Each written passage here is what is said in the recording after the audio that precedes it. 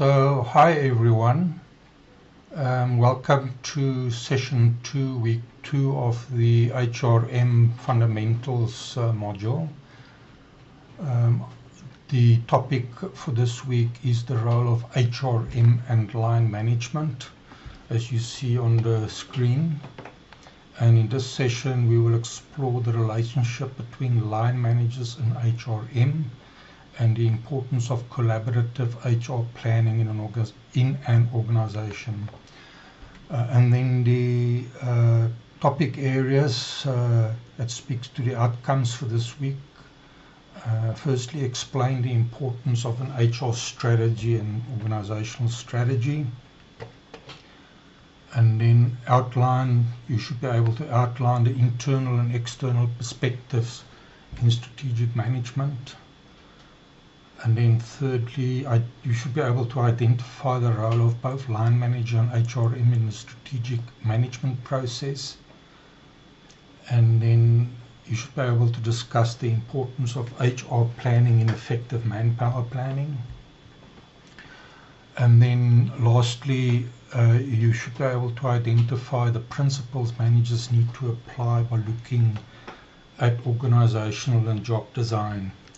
And then your chapter reading is chapter 3 in the textbook, and then there's some recommended reading for you.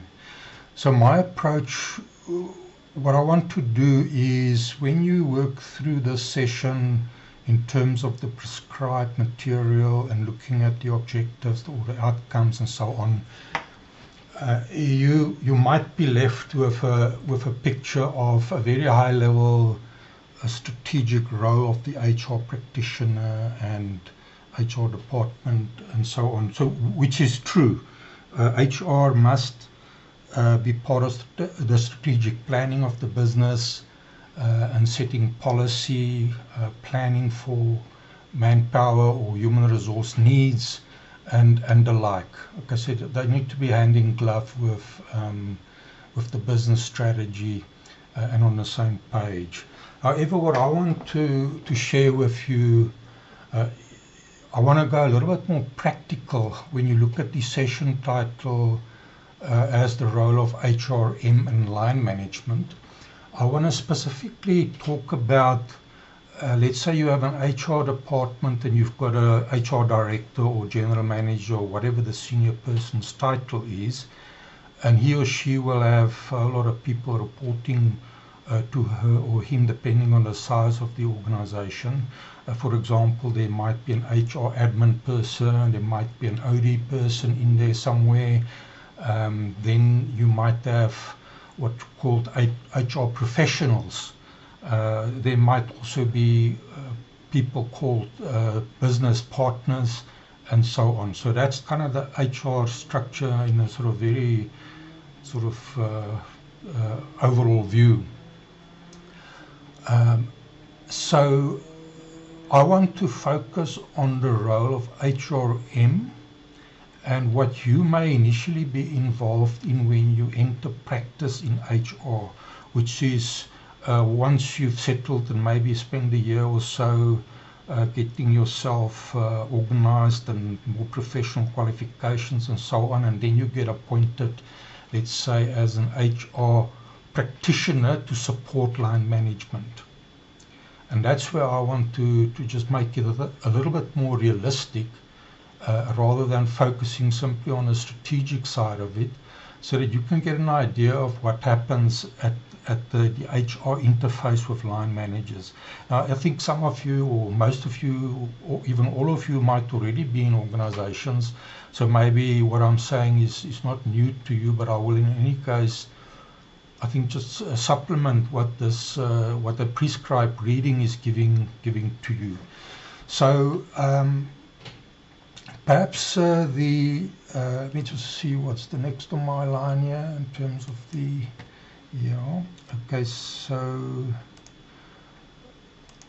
okay. So before I go into, I've uploaded this thesis for you on week 2. Let me just show you what it's all about. I think the date, yes, it's to 2014, the HRM role of line managers, a Malaysian case study.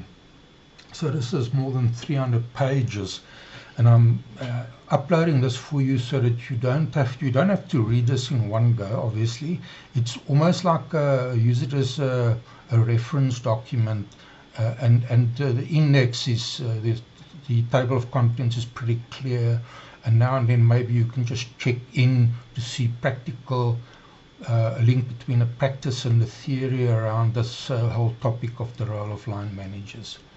But before I go into that, I will just share with you sort of a few snippets of my practical experience with that relationship between an HR practitioner or the HR department and the line manager. So as I've defined, the HR practitioner would be a person supporting the line manager, and the example I'm going to give you is from a relatively small organization, around 300 people, that I managed some years ago, and the business had a HR manager, and she had I think 2, at some point maybe 3 HR support people.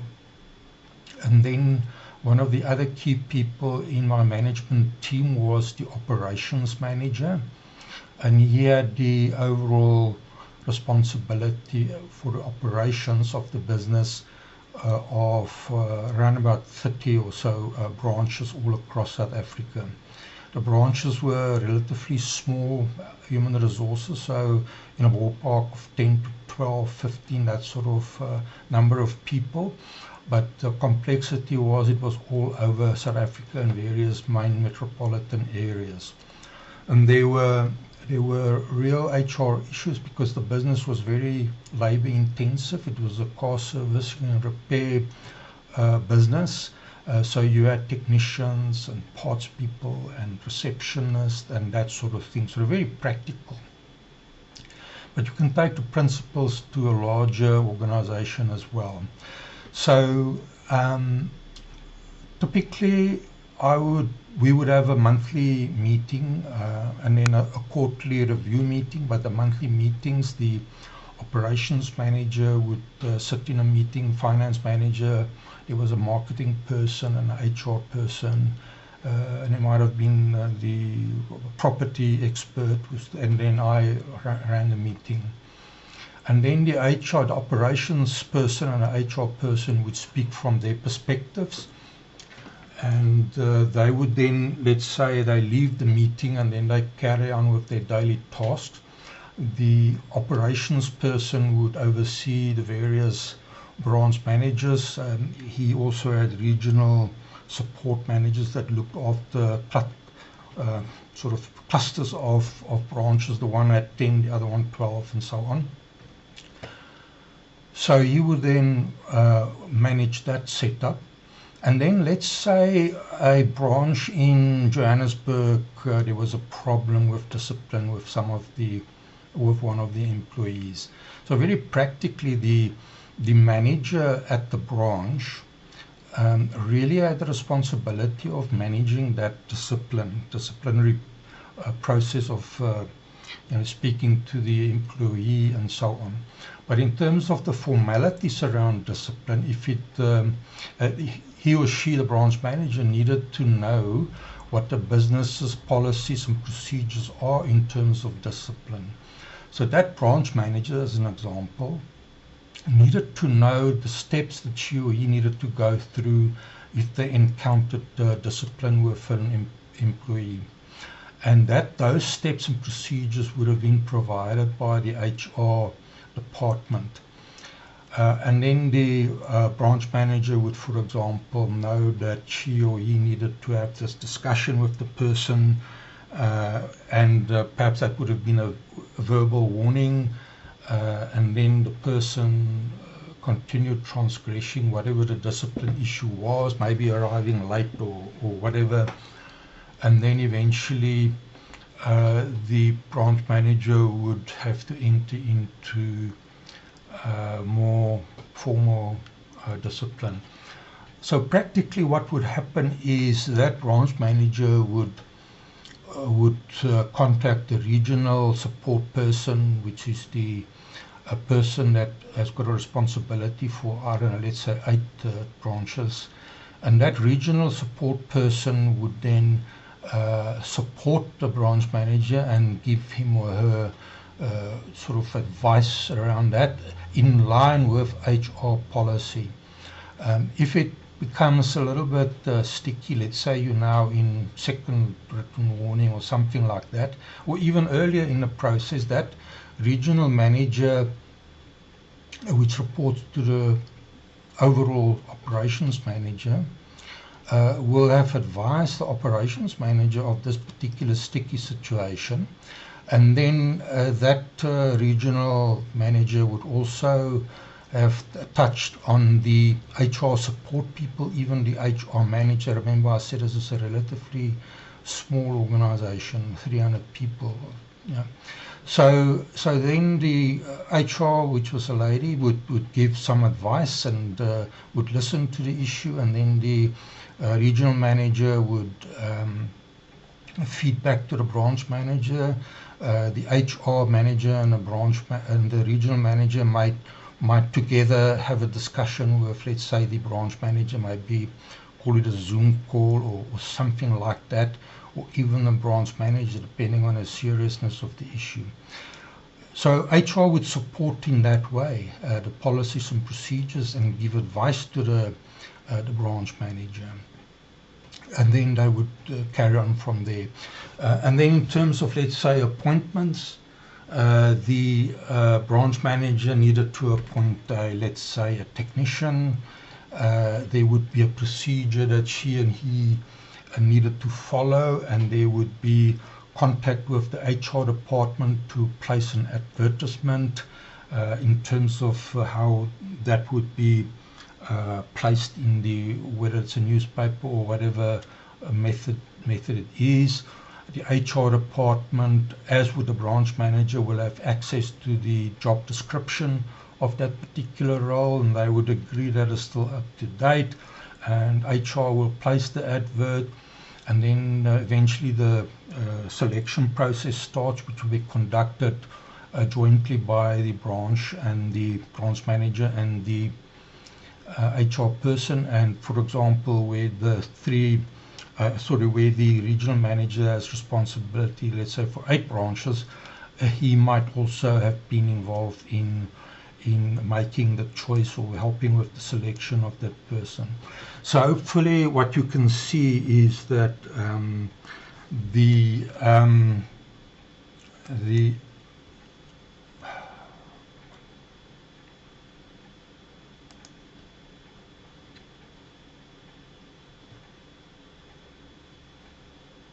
sorry, that was a bit of a I couldn't get the stop button there.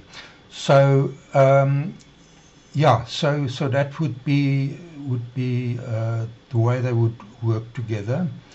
And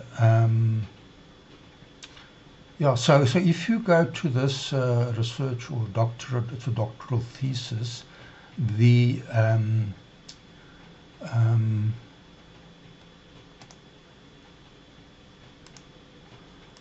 I'm going to close this up, otherwise we're going to get messages all the time.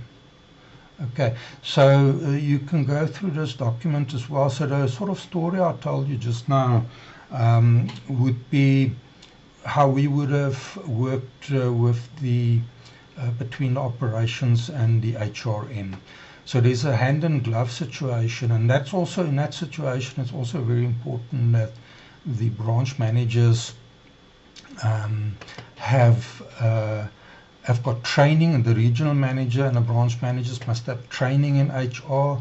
They must know the policies and procedures and constantly be supported by HR in terms of their knowledge and expertise around the HR role. So it is very practical. I want you to think about that, and you may be in your own you may be in an organization where you've encountered what I've just spoken about.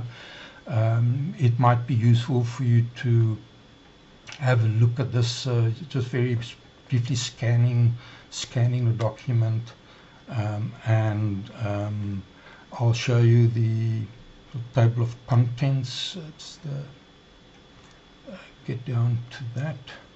So